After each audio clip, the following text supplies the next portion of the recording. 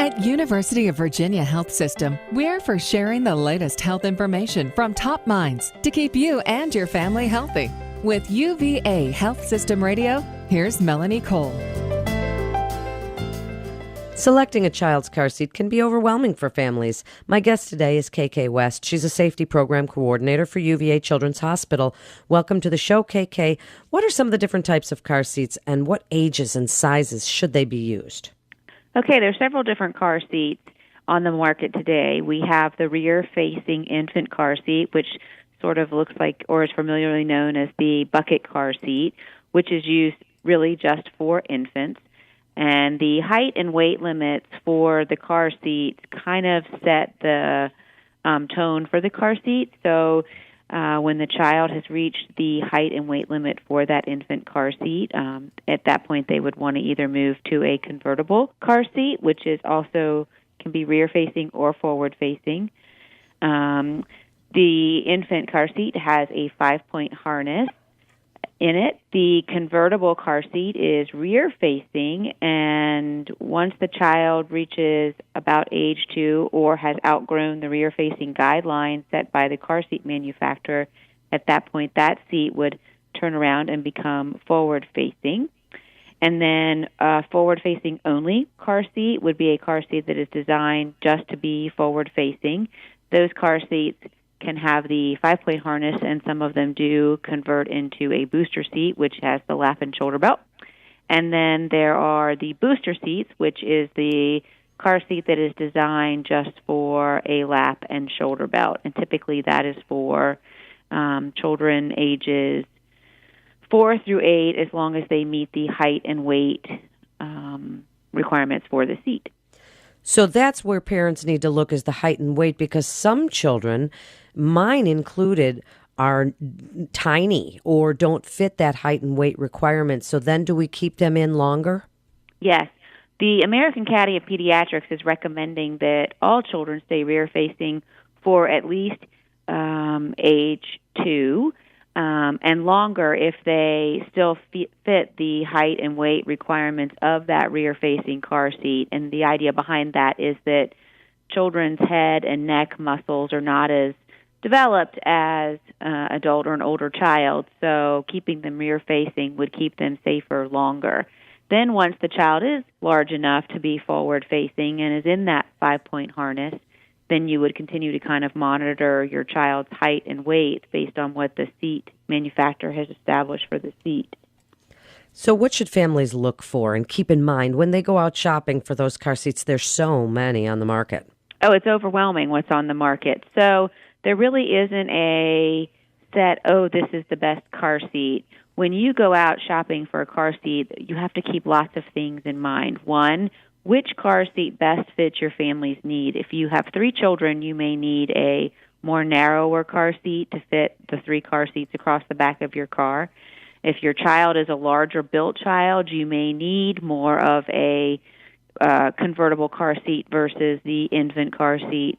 So the rule of thumb is you want to look at your child's specific needs, which car seat actually fits in your car, and how many car seats you will need. So if you drive a sports car, for example, a large, huge convertible car seat may not fit as easily as a different convertible car seat. So it's really about what works best for your family, your car.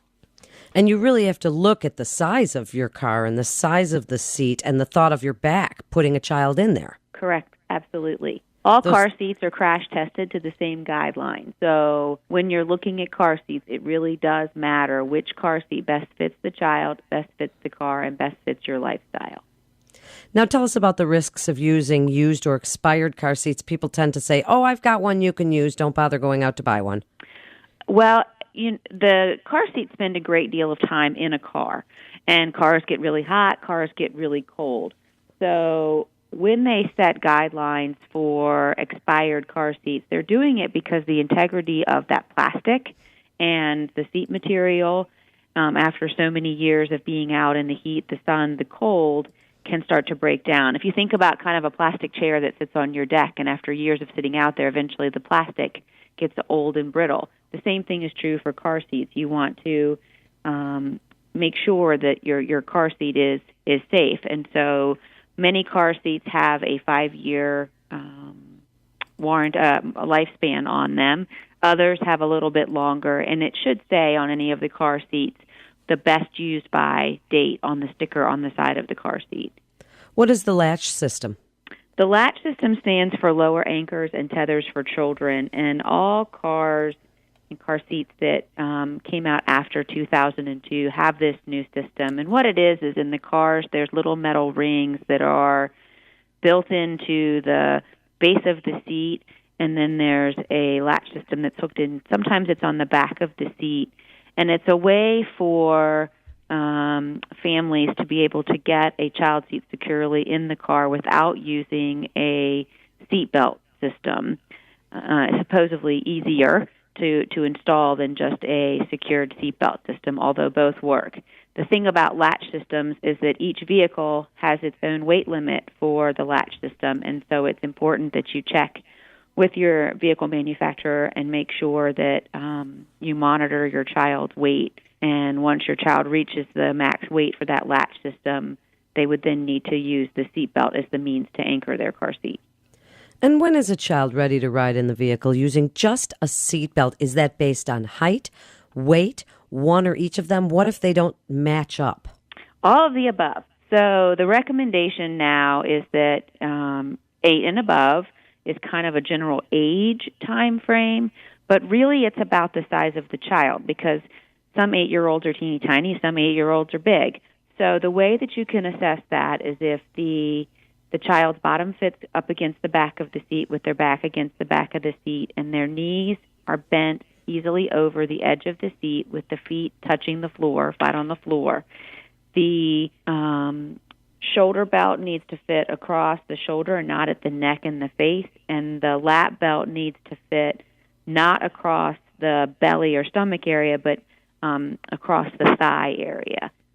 So if it's coming up over by their neck, they are too small to be sitting in that seatbelt. Absolutely, yes. So many of the booster seats now have increased their height and weight for them. So some of the car seats now, the booster seats actually go up to 100 pounds.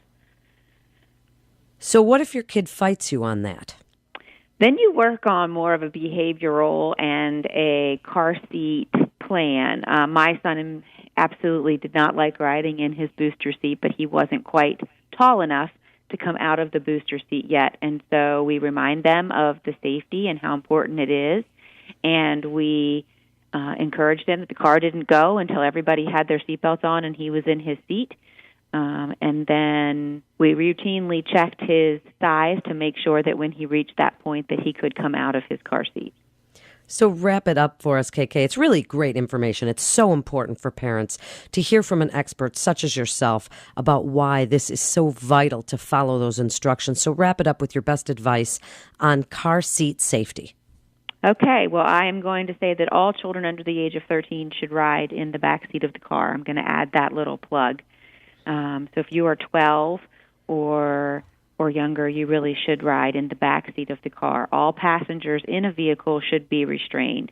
There was an old rule of thought that once you were in the back seat, you didn't necessarily need to have your seatbelt on, and that's not true.